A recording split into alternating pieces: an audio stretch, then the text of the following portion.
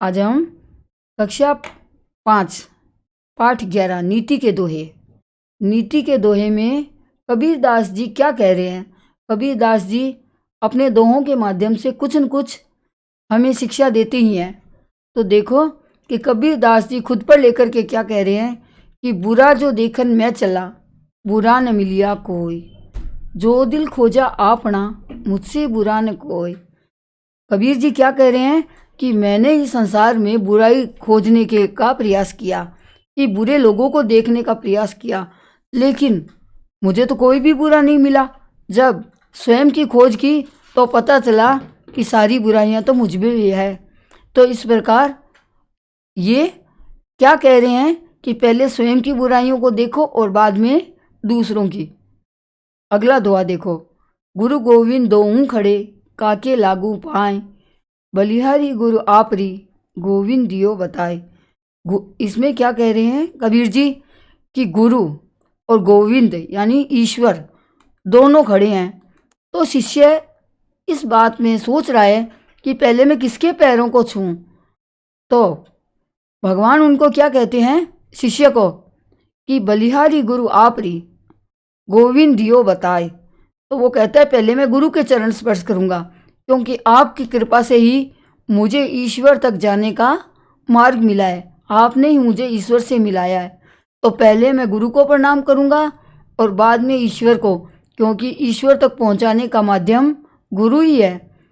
तीसरा दोहा देखिए, साईं इतना दीजिए, जामे कुटुंब समाए, मैं भी भूखा ना रहूं, साधु न भूखा जाए।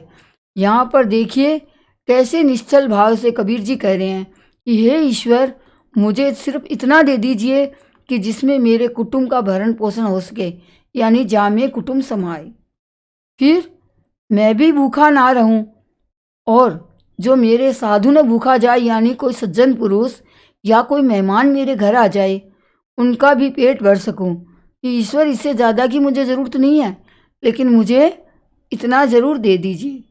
अब देखो रहीमदास जी के दोहे भी बहुत प्रसिद्ध है और इनकी एक एक बात में बहुत अधिक सटीक होता है। जैसे रहीम जी यहाँ क्या कह रहे हैं प्रेम से संबंध में, रहीमन धागा प्रेम का, मत तोड़ो छिटकाई, टूटे से फिर ना जुड़े, जुड़े गांठ पड़ जाए। जिस प्रकार से रहीमदास जी कहते हैं कि जो प्रेम रूपी धागा है उसको कटु वचनों से कह करके उसमें यानी दरार मत लाओ, रिश्ते को मत तोड़ो। अगर एक बार रिश्ता टूट गया तो पहले जैसा रिश्ता नहीं रहेगा, उसमें जो पुरानी बातों की गांठें हैं वो हमेशा उसे याद रहेगी। तो इस प्रकार कह रहे हैं कि जिस प्रकार धागा टूटने के बाद उसमें जोड़ने पर वो सीधा नहीं जुड़ता, उसमें गांठ पड़ी जाती है, तो रिश्तों में भी यही बात लागू होती है। इसके बाद उन्होंने बड़ों की प्रशंसा करी है कि बड़े लोग कैसे होते हैं। बड़े बड़ाई ना करे, बड़े न बोले बोल, रहीमन हीरा कब कहे, लाख हमारो मोल।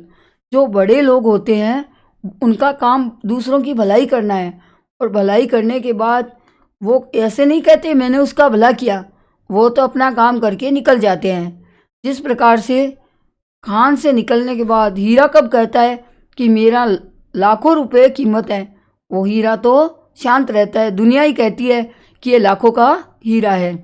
तो इस प्रकार कहते हैं बड़ों की, जो बड़े लोग होते हैं वो बड़े बड़े बोल नहीं बोलते, वो कार्य करने में विश्वास रखते हैं। आगे वृक्षों के बारे में बता रहे हैं कि कितने बड़े दानी है वृक्ष, तरवर फल नहीं खाते हैं, सरवर पिए न पान। वृक्ष कभी अपने फल नहीं खाते, और जो सरोवर यानी तालाब होते हैं या पानी के जितने भी जल स्रोत होते हैं वो कभी स्वयं पानी नहीं पीते। कह रहीम पर काज हित, संपत्ति संचही सुजान।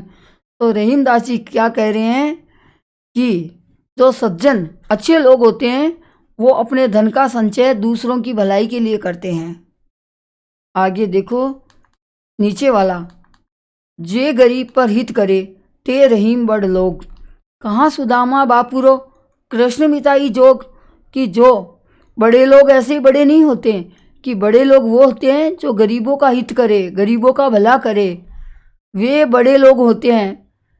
कहाँ पर तो सुदामा गरीब था और कहाँ कृष्ण थे, लेकिन सुदामा ने गरीबी अमीरी नहीं देखी, उन्होंने मित्रता को महत्व दिया और अपने मित्र की मदद की।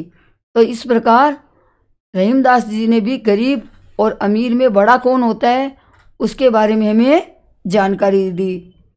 तो इन दोहों से हमें बहुत सी शिक्षाएं मिलती है, हमें बहुत कुछ जानने को मिलता है। ये जो हमारे दोहे हैं, आप भी इन दोहों में